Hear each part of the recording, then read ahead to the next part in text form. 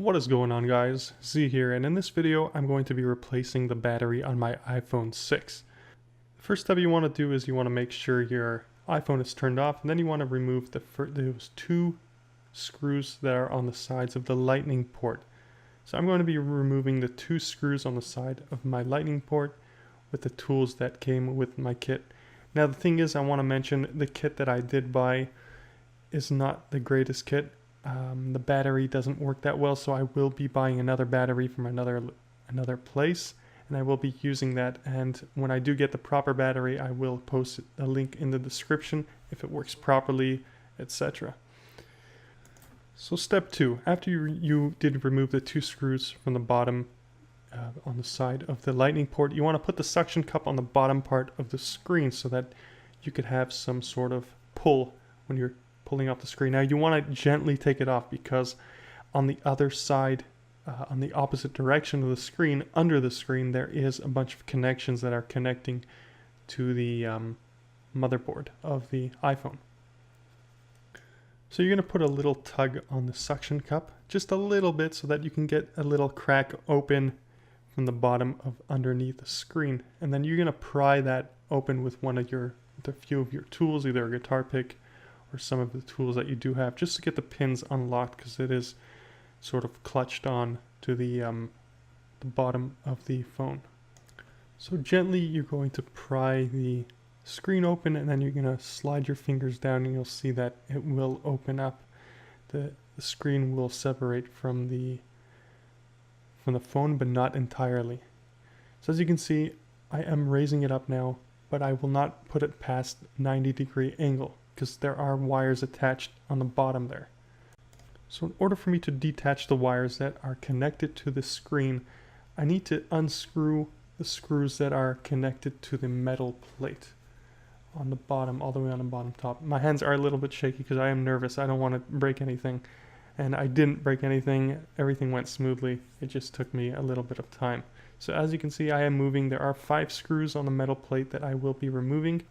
And it does help if you have something to put the screws in. I chose to use bottle caps. They are very handy, and it is a very organized way of putting all the little screws that you do have. Just make sure to tape them down to the table so that you don't slide your hand and by mistake tip them all over, because I did have a screw that fell on the floor and I was searching for it for a few minutes. And once you remove all the screws from the metal plate, you just take your pair of tweezers or your fingers and carefully remove the metal plate. What you want to do next is you want to pry off all the connectors from the phone. So you're going to take off all the connectors from the phone. You're going to pry them off. Just take your time, be gentle with it, carefully pry them off, and once you're done just removing all the connectors, you just remove the screen and put it somewhere safe so that you don't knock it off your table.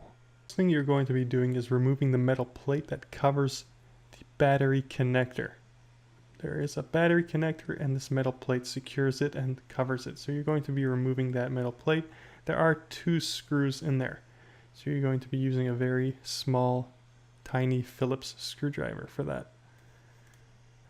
So now you'll be taking your tweezers and you're going to gently remove the metal plate so that you have access to the battery connector so that you can disconnect it. And again, you're going to be prying this off just like the other connectors when you separated the screen. So now after you did remove the battery connector, you're going to be peeling away the elastic tape. It's a double-sided elastic tape that is underneath the battery, and you're going to be peeling it away very slowly, and I'm going to be showing you guys how I actually did it. Now this part is very important because you don't want to be prying off the battery, which you could accidentally puncture, and it could sort of smoke up and burn out your phone. So this part is very important. So just watch carefully what I am doing. Now as you can see, you want to pull it from the front. You do not want to take the tape and push it and pull it towards the side. You want to make sure it's from the front, because otherwise it will rip. So as you can see, I'm carefully pulling it off.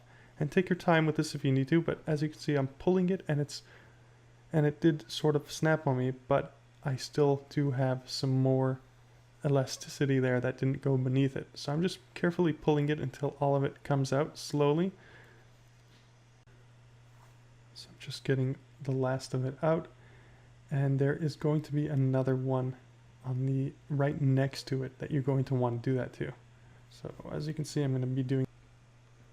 So now I'm pulling off the second part of the elastic tape, and as you can see, it did a rip on me, unfortunately. So now I'm going to have to go underneath and sort of grab the elastic tape from underneath the battery. Now I'm going to do this carefully because I don't want to damage the battery. I don't want to puncture it. So I'm going to go with the pointy side, get a grip of the elastic, and then I'm going to pull it. And as you can see, it's going to be